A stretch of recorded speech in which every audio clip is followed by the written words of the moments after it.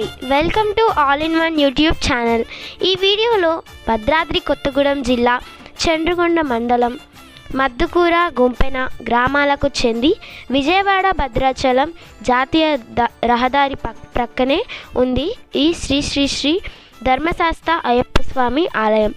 ఎంతో ఆకర్షణీయంగా ఉన్న ఈ ఆలయం మే 2026న ప్రారంభమైంది.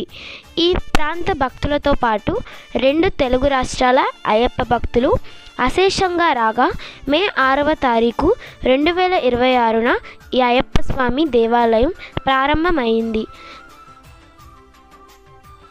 చుట్టూ పచ్చని ప్రకృతి, ఎత్తైన కొండల మధ్య భక్తులకు కనువిందు చేస్తూ అయ్యప్ప భక్తులకు అలరిస్తుంది ఈ శ్రీ శ్రీ శ్రీ ధర్మశాస్త్ర అయ్యప్ప స్వామి ఆలయం. శబరిమల అయ్యప్ప స్వామి ఆలయమును పోలి ఉన్నటువంటి ఈ ఆలయంలో 18 మెట్లు కూడా ఏర్పాటు చేశారు.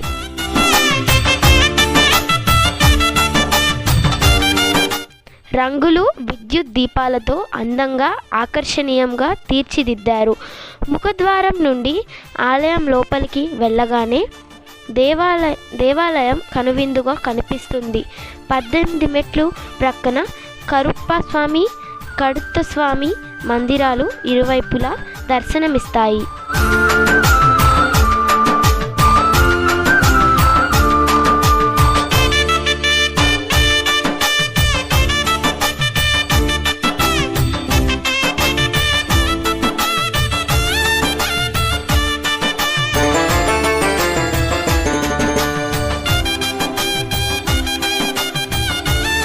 ఎంతో ఆకర్షణీయంగా 18 మెట్లు తీర్చిదిద్దారు.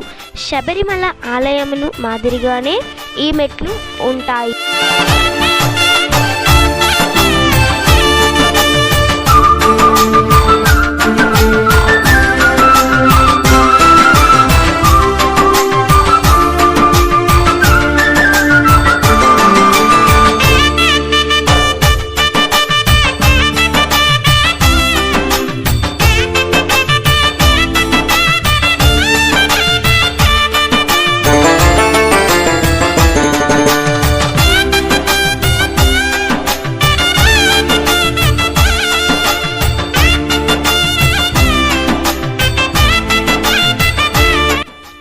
ఆలయ నిర్మాణం కోసం విరాళాలు ఇచ్చిన దాతల వివరాలతో కూడిన శిలాఫలకాలను చూస్తున్నారు.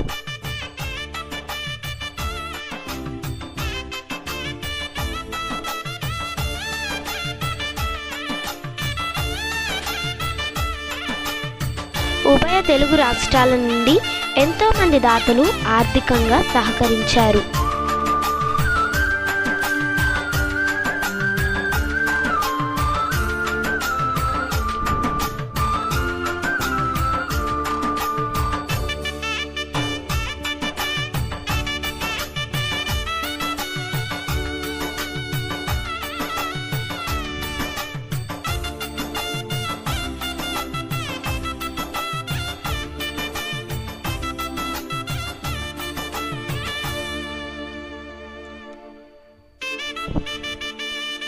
ఇప్పుడు పైభాగాన ఉన్న అయ్యప్ప స్వామి ఆలయానికి మెట్లు ద్వారా వెళ్దాం. చూడండి, 2 వైపులా ఇలా మెట్ల మార్గం ద్వారా ప్రధాన ఆలయానికి చేరుకోవచ్చు.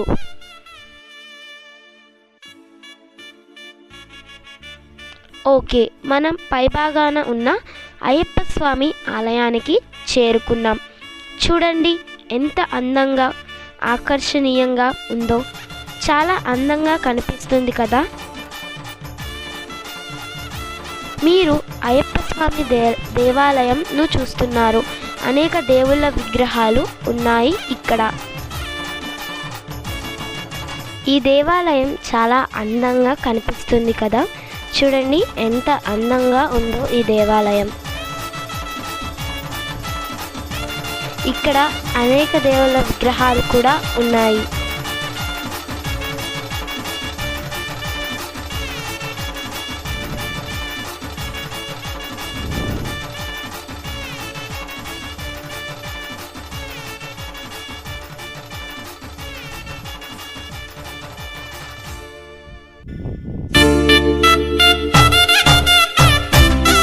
ఇక్కడ మనం ఆవు మరియు దూడ విగ్రహాలను చూస్తున్నాము.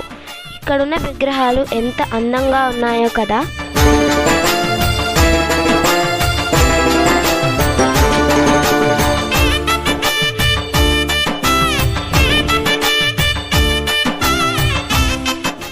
ఈ దేవాలయంలో అయ్యప్ప స్వామి విగ్రహాలతో పాటు ఇతర దేవుళ్ళ విగ్రహాలు కూడా ఎంతో అందంగా తీర్చిదిద్దారు.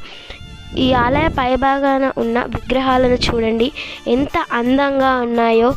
ఈ దేవాలయం చాలా అందంగా కనిపిస్తుంది. దీన్ని ఖచ్చితంగా ప్రతి ఒక్కరూ వీక్షించాలి. ఇప్పుడు మీరు చూస్తుంది విఘ్నేశ్వర స్వామి మందిరం.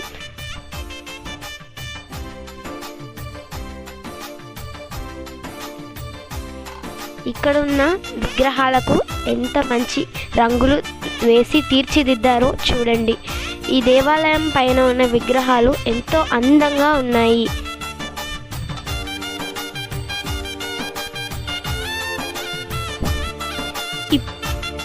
ఇప్పుడు మీరు చూస్తుంది విఘ్నేశ్వర స్వామి మందిరం. ఈ మందిరంలో విఘ్నేశ్వరుణ్ణి ఎంత చక్కగా అలంకరించారో మీరు చూడండి.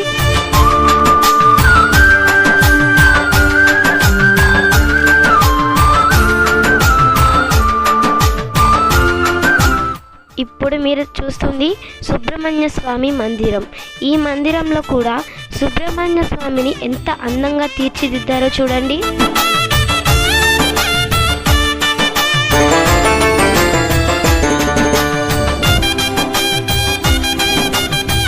ఇప్పుడు మీరు దేవాలయం వెనుక చూస్తున్నారు. దేవాలయం వెనుక నుంచి కూడా ఎంత అందంగా కనిపిస్తుందో కదా.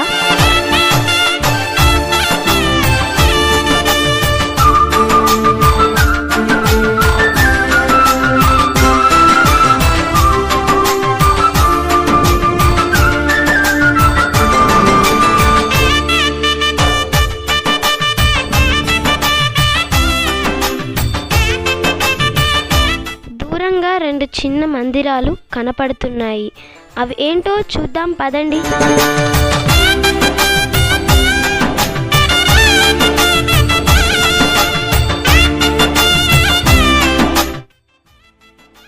ఇవి నాగరాజు మందిరం. నాగరాజుని ఎంత చక్కగా అలంకరించారో.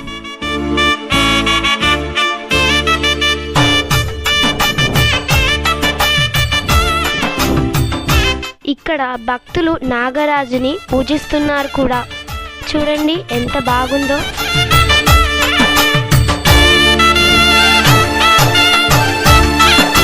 ఇది మలిక పురోత్తమ మందిరం.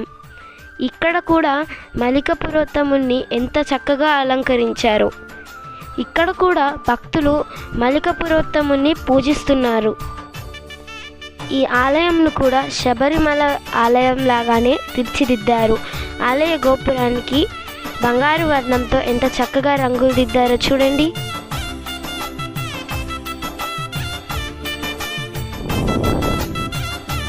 ఈ ఆలయం ఎంతో అందంగా కనిపిస్తుంది. ఇక్కడ ఉన్న ప్రతి మందిరంలో కూడా ఉన్న దేవుళ్ళకి పూజలు ప్రతి దేవుడు అందుకుంటారు. ఆలయ పైన విగ్రహాన్ని చూడండి ఎంత అందంగా ఉన్నాయో.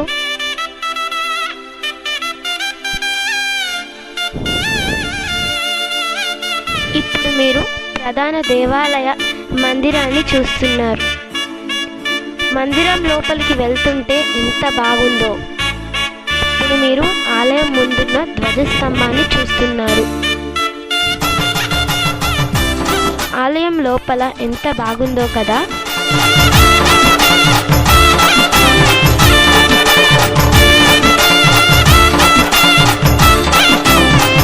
ఆలయం లోపల ఉన్న ఈ స్తంభాలు ఎంత చక్కగా ఉన్నాయో.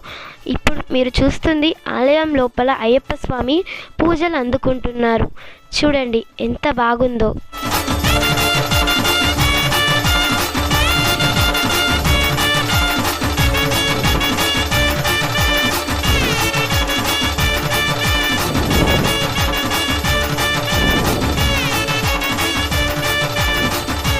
ఆలయాన్ని ఎంత చక్కగా రంగులతో తీర్చిదిద్దారో ఒకసారి చూడండి.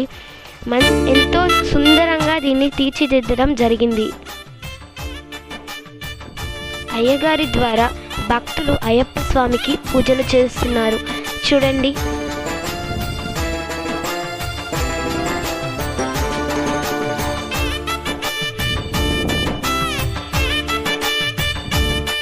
ఈ ఆలయం బయట నుంచి చూడండి ఎంత చక్కగా ఉందో. ఆలయానికి వేసిన బంగారు వర్ణపు రంగులు ఎంత బాగున్నాయో కదా. పైనుంచి కింద భాగాన్ని చూపుతున్నారు, ఎంత చక్కగా ఉందో.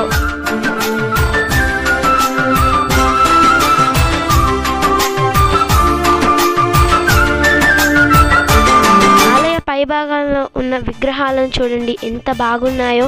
విగ్రహాలకి మంచి మంచి రంగులను వేసి వీటిని తీర్చిదిద్దారు.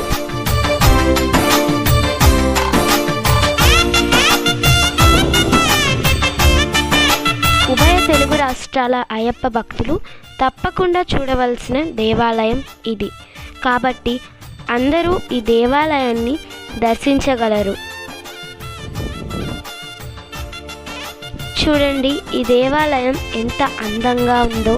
కాబట్టి తప్పకుండా అయ్యప్ప భక్తులు ఈ దేవాలయాన్ని దర్శించాలని కోరుకుంటూ మీ అందరికీ ధన్యవాదాలు.